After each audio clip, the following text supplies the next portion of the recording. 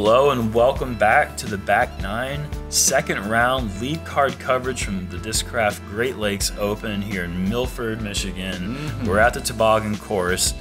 We got big waffle commentary, Jerry Koling. I like waffles. My name's AJ. I like waffles. AJ Risley. Oh. And if you hadn't watched the front nine, go ahead and pause this, go back and watch it because we were seeing something special started here. Paul McBeth is 10 down through 9 holes. Yeah. Nico's playing phenomenal and he's getting smoked right now, which is just crazy. Right. But if you didn't watch the front nine, you better have a note from your doctor.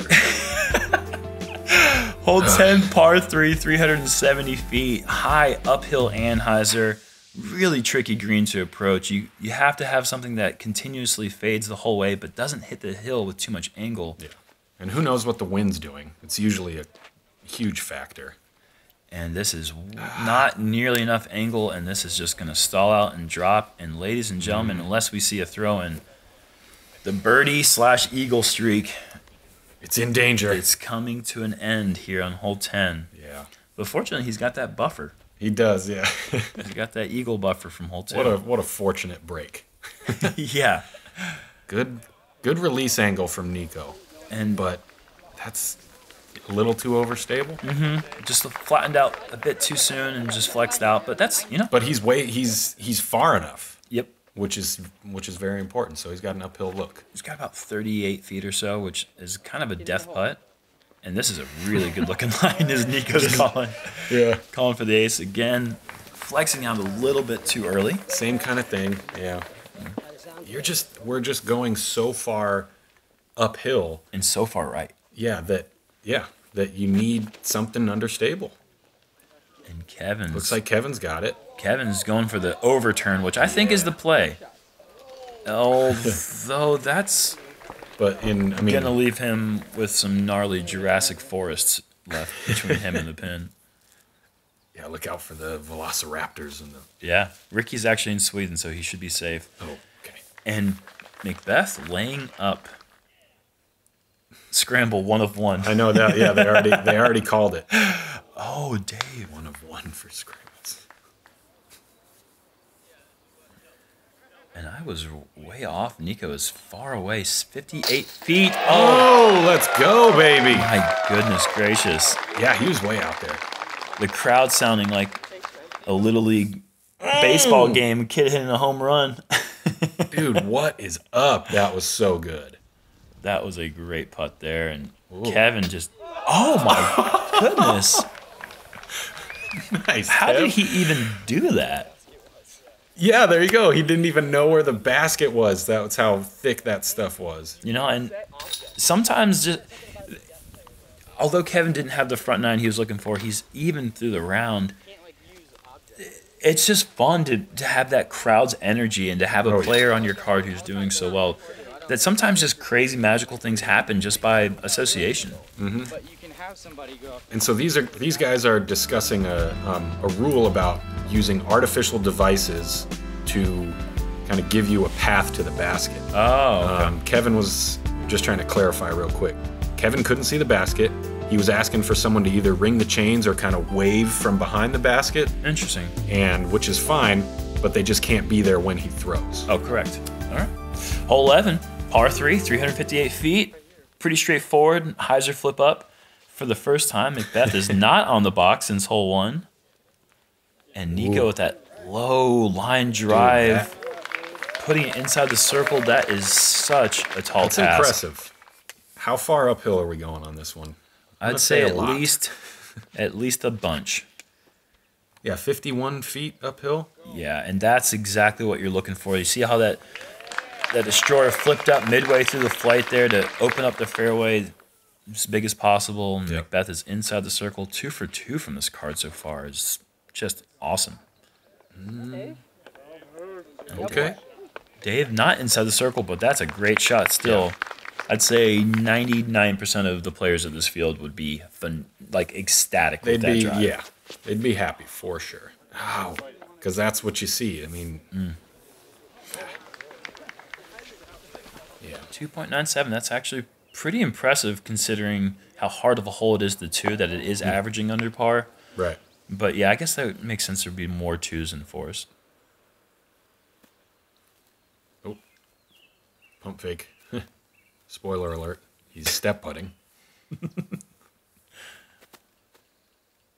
And count it. Yeah, and he's doing it well, and he's showing why he's the ageless wonder, just still crushing it. Mm-hmm. And there's that positive clap. Yep. And he's just telling the scorekeeper right away. I got a 2. Nikko, Nice. wow. What a great round so far. 8 under through 11 holes. Playing awesome. Yeah. I mean, he's backing up the shirt there. Mm-hmm. And so is Paul. And the silhouette of McBeth putting up the effortless 29-footer for birdie, continuing 11 down through 11. What did that say? 8 for 8 from circle 1? Yeah, that to be in circle 1 That's cool. like 5 times in this course is pretty cool. Yeah, for birdie. Yeah. Hole 12, par 3, 534 feet. This is the hardest hole on the course. Yeah. This is incredibly difficult to access this pin. You just have to go so long straight before you start bending right, and then it's just this awkward angle to get down to the green. Yeah, because the flight path kind of straightens out on the second half of the hole. Mm-hmm. So those counterclockwise spinning throws are trying to keep going. They're trying to fight to the right more. But Nikko, the hole is going left. Great roller. Yeah, wow. And Nikko's just putting on a show right now. Gosh. That's like hyper aggressive. Mm-hmm. Is that an appropriate term for that shot? Yeah, I don't think it's wrong. Because this is aggressive, but it's like a smart aggressive. Right, that's the play. And he hit the turbo launch pad. Is he inside the circle? So he's close to it at least, which is really, really good on this hole. I mean, Paul did birdie this hole during round 1, and when I saw the stat, I was very impressed, and I wanted to see how he did it, and I didn't think that he could. You're not alone. I wanted to see if he could recreate it, and it looks like he has done so. And another facet to that shot that makes it impressive is that it's pretty blind from the. Whoa, heads up! Jeez. Oh God! Careful, guy. And you do not want to be over there, and you do not want to be over here either. Not the best spot. But Dave managing getting all the way through it. What a great save. And did you hear the happy clap? There was. He was the one louder clap than the rest of the gallery. And okay. That's about as good as you can do from up there. That's a good shot there from Kevin. 45? Yeah, every bit of it. That's so bad. That's not good. Are you outside, Paul? Nikko, we'll take care of that. We'll take care of that. Not your best circle 2 putt. I think he said it perfect. Oh goodness. Yes, sir. Mama, help this man. He's on fire. Somebody get some water. This dude is burning this course up. Oh man. Kevin with a great save. Real confident stroke that time. He had some hesitancy on the front 9 a bit on some of those shorter putts, and that time making good. He's a strong young man though. And not just physically, but mentally and emotionally. Yes. Kevin. Yeah. I mean, this is a really good test for a young player like him with so much talent.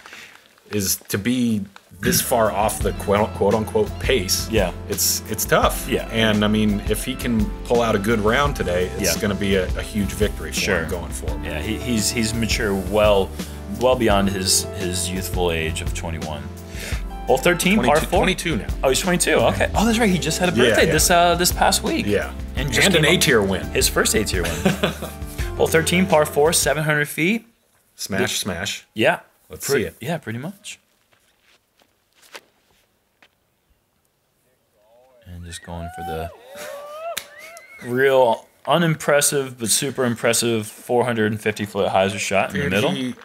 That was the most nonchalant run-up. Yeah. No flex, just straight hyzer. Yep. And way down there. And Nikko going for the little bit more flashy Anheuser big distance drive. Stay off that. And there you go. Nice little roll back. Just like Walmart, he's rolling back. I'm sorry. Oh boy. Yeah, that was bad. Get on up there. Feldberg doesn't love it, but there's nothing to really hate about that. That's well within his range, and actually off to the right side gives you a pretty good angle to the pin. Ooh, let's go, Kev. Boom. Yeah. Yikes. Go on, get. Yeah. Yes, sir. Oh my God. That's huge. Nowadays, that is huge. Yeah, that's really big. Oh, man, I should have played a practice round with him just to ask him to throw it from the original tee pad to see. This is always. Oh, Dave fights through and is going to be right up there for his birdie. Yeah, from the shorter tee where the women are teeing off from, that's where we used to tee off. And it was always the test of can you get to the top of the hill. Right. No doubt that Kev's getting up there. And no doubt that Paul is inside the circle. He's just an insane human being. I mean, do you think that you have to be like a little bit insane to be able to go on these like ridiculous modes that he goes on sometimes? Is that the right word for it? Like unconscious, like normal human beings don't do that. And Kevin just doesn't even know how to throw short enough with that drive being so long. Right, yeah, he's throwing a putter up there. Jeez. Wow. I don't know. Yeah, that's a good question. And I mean, like I don't know. I just don't have that. Yeah. And you've got a lot of skill, AJ, but I mean, it's tough. That's truly that is the challenge behind the game of golf. Right. Is because we all have game plans going into it. We all have ideas of what we want to do, how to perfectly execute things. Nice birdie putts. Yes. And once we can get that execution down and that consistency down, then it's mental from that point on. Mm-hmm. And this guy is really good at mental.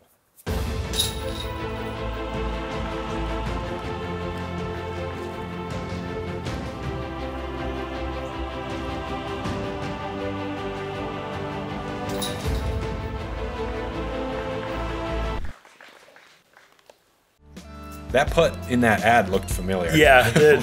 Check out the front nine to see what we're talking about. Hole 14, par 3, 375-foot downhill hyzer.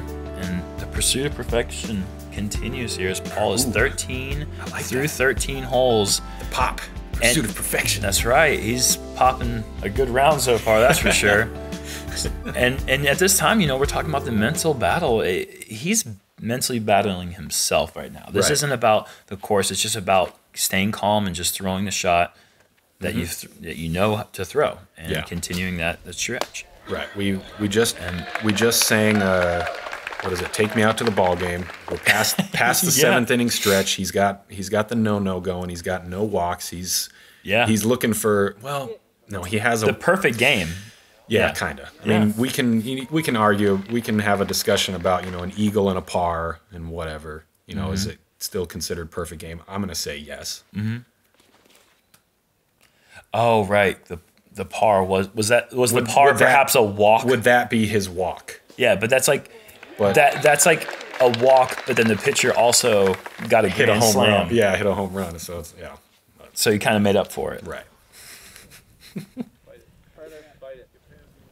Into our international audience, we're talking about baseball here, which could be confusing if you're not familiar with the rules of the game. We'll record another version of this commentary. We're going to do it in Swedish, and we're going to do it in Finnish, and then I'm going to try Dutch as well. Ooh. Actually, I won't do that.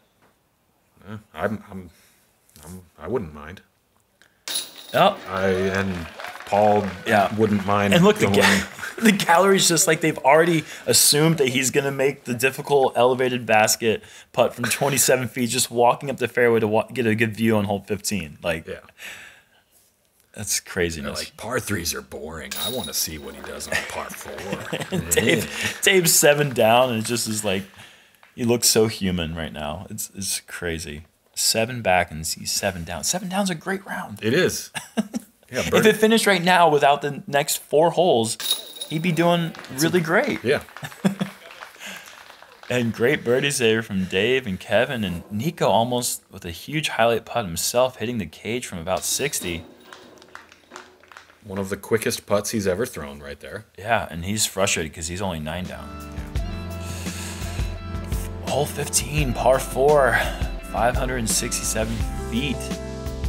that feeling of perfection is starting to feel like tingly. Like it's Yeah. you know, it's like this is not the same feel as Waco, where the back nine started and he lost his momentum. He's still throwing the disc perfect, and this is really fun to watch. Yeah. And these last few holes are pretty attackable. Yeah. And it almost feels like you should get all of them, except 18 is tough. Yeah, 18 is a really tough hole, but you're not wrong. The first stretch of 6 is where you want to get 3 or 4 birdies would be a really great stretch in that first 6. The middle 6 is hands down the hardest stretch, and he got through there, and now he's on this last couple holes here, last 4 holes. These are the last 4 that you want to get birdies on. Yeah. And And Dave and Paul both put himself in position. Yeah. Just, again, with the nonchalant, really great shots. Another one, a great one from Kev. Yeah, it's a good position. Yeah. It is very easy to be too far right if you go for that forehand, but Kevin managed to keep it in the fairway, which is a very nice thing to do. Let's go, Nikko. Oh, he's going big. Come on, miss that corner tree. Get down. Oh my gosh, that's the shot that. There you go. Wow, and he's going to be in jump putt range off the tee. That is remarkable. Yeah. Doesn't even matter if he's got stuff in the way. He's only like 100 feet from the basket. Yeah. So. Oh. And there's the bad clap. Yeah. I kind of. Yep. It's easy to do on that second shot. Oh. There you go. I mean, that's just like, he's thinking to himself, what would the perfect shot be? Yeah. Oh, that.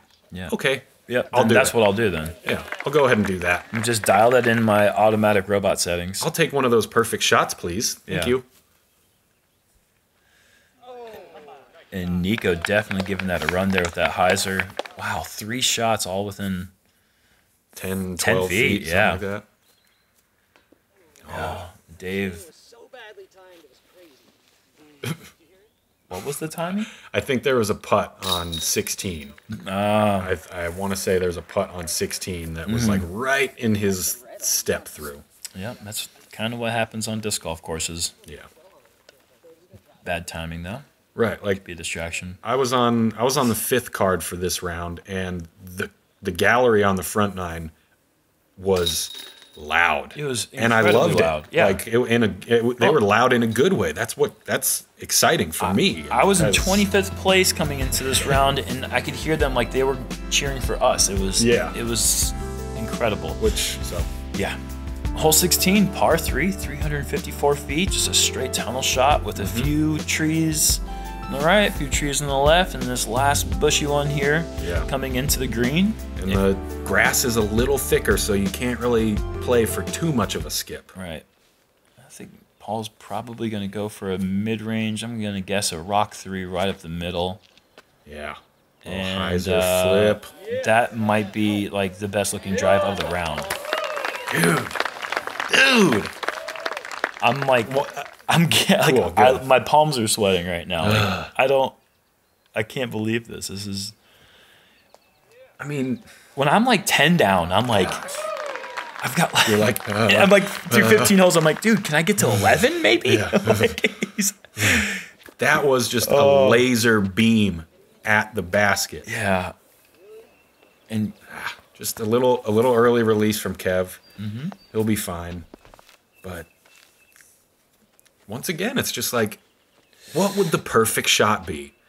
Oh, a mid-range right laser beam. Flip up. Yeah. Gosh. A little stall shot from Nikko. Yeah. And that's That's fun times. You know what's fun times is his shirt. He kind of looks like he's running the bingo table on a cruise ship with the whole outfit and the hair. That sounds like fun times. Oh. Dave with the little bid approach, little combo word there. Nice. Kevin, that's a tough spot to be. I mean, Kev was also going for the bid approach. Yeah. Which with that tree in the way, it's risky. Good effort there from Nikko. Just hyzers a bit early. Ooh, tester. Yep. Another confident stroke there for par from Kevin. Yeah. Yeah, he's fine. This is, you can see it's a tough round for him. Yeah. To go 11 down one day and then he's only 3 down. It's tough, but he's... And it's really tough because the conditions are so much more advantageous to shoot low. Yeah, and I mean, we can see that from another player, the this card guy. from Nikko, who's playing great. You're right. He's 10 down. Yeah, Nico's playing great, you know. And Paul is 16 down. 16 down. It's nice when like you and Johnny are really... Moving on to hole 17. There's 2 left. 2 to go. Par 4, 755 feet. Just crush off the tee. Yep. Really nothing to be too afraid of off the tee. Just get as far as you can, and just try to make your approach as slow as possible. You know, if you can get up to where you can throw your putter to hit this hillside and grab this mound green, then that's going to be the best thing you can do. Whatever each player is most comfortable with. Yeah. And Paul just throws a pedestrian 560-foot drive there. No flex needed. Just straight hyzer. Yeah. It was really good, dude. It's really good. Yeah. Speaking of really good. Yeah. Don't hit that. I just... Okay, thank you. That was a genuine concern for me. I actually... You don't usually think like, oh, he might hit... This guy might hit that tree, but Kevin might have hit that tree. He definitely could. Yeah. Especially 20 feet up in the air. Oh, Nico's got this this on is a nice. beautiful line. There really isn't anything... in my personal opinion, there's nothing more beautiful in the sport of disc golf than a perfectly executed anhyzer flight. That's when we get to see the disc fly the longest, most true, and Nikko just does it so artistically. It's just... It's always a pleasure to watch. And it also kind of brings in this trust factor. When you trust something like that to put it on that anhyzer, and then it reciprocates the trust. Yeah, sure. I mean, anthropomorphizing plastic frisbees at this point. That's what this 16 under performance has done for this commentary duo. We're getting into the philosophical levels of disc golf. Oh, and that's a good shot. It's a good shot. 27, 28 feet away, but that's going to be kind of tricky for a normal human being on any other day. Right. Tricky putt, tricky putt, uphill, stance, but not consistent uphill. Sorry. He's not home free yet. That is certainly... as Kevin has come up about 30 feet short, he's going to... A little short. Be the first one up to putt here. Kevin Jones. And that is a scary putt there. There is nothing but downhill behind that basket, and that is a very confident shot. Beautiful putt. Beautiful camera work.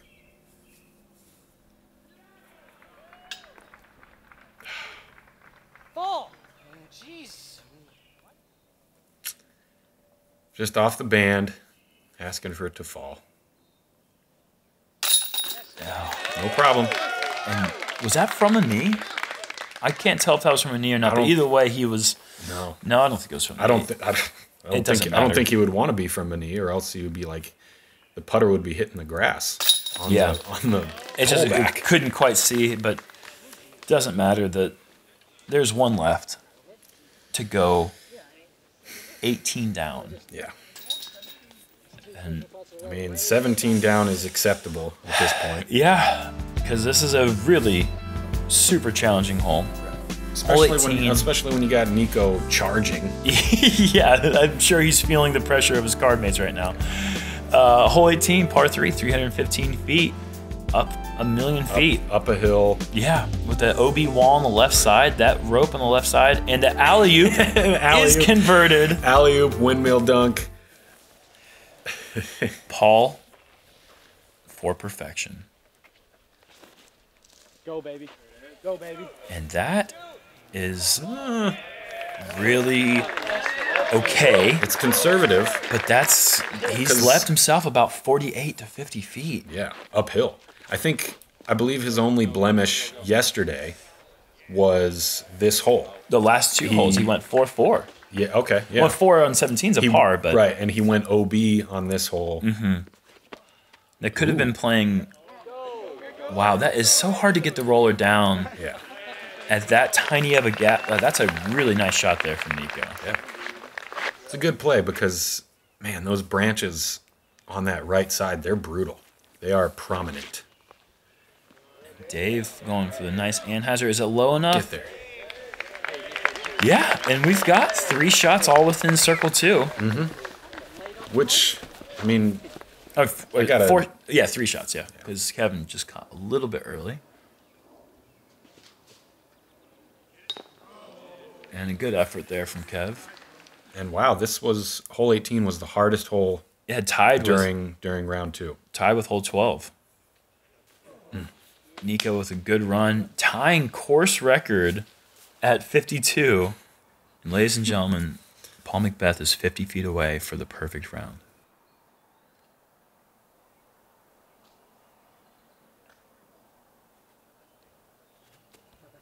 Oh my God. He has done it, ladies and gentlemen. Paul McBeth has gone 18 down. Paul Ulibarri giving a shout out. The greatest round in the history of the sport, according to some. I mean, there's so much speculation and so much that, such a deep conversation we could have about that. But yeah, I mean, I agree. It's such a great round of golf. I mean, exactly. There's so much to go into that conversation of what's the best round of all time. Now, all the rounds that we think of, there's several that come to mind. None of them are 18 through 18. Yeah. We talk about rounds that are 16 down, maybe a 10 down or 11 down on conditions that were almost impossible to play through. But McBeth birdied 18. He went 18 under. Just 17 birdies and an eagle. Throwing perfect shots, and let's hear from him. Yeah. Well, it's pretty easy out here on this course because I already have a game plan. So I was able to just stick to the game plan the whole time. Usually it's a little bit harder when you show up to tournaments late, but I got here early, got on this course every morning before a lot of people are here. So felt like I was here by myself. I was able to make a game plan and stick to it, and turned into an 18 under. Well, I knew I was 10 through 9 after the front 9, and 10's a very gettable par 3, but I just slipped on the pad, let it kind of just hyzer out. I still had a decent look at it, but I know that hole can turn into a 4 quick if you roll away on it. So just put it up next to the basket and kept going from there. No added pressure compared to the rest of the round. It was just more like, I kind of just pictured like, this is for the World Championship. Like, it's coming up, the majors are coming up. Like, that's what was on my mind in that putt. And I knew not to leave it short and just give it a chance. Shooting 18 under and then having a good card. I don't know why Feldberg's always on the card when I shoot really good. So I think Dave needs to step it up a little. But yeah, Kevin and Nikko are fun to play with. So it was a good one, and one that I'll remember for quite a while. Well, yeah, I'll definitely remember that. That was truly a special treat to do commentary for that. Look at that. I mean, just more green than anyone knows what to do with on the card. Yeah, really. And look at that. And stats. This is 100%. Perfection. Right 100%. 100%. That's something that you'll see 0% of the time. Dude. Now 0.1%. And I mean, this leaderboard. I mean, it should just be one big Paul McBeth. I mean, 10th. Sorry to everybody else who's playing, but 10th place is 14 strokes back. I mean, that is just.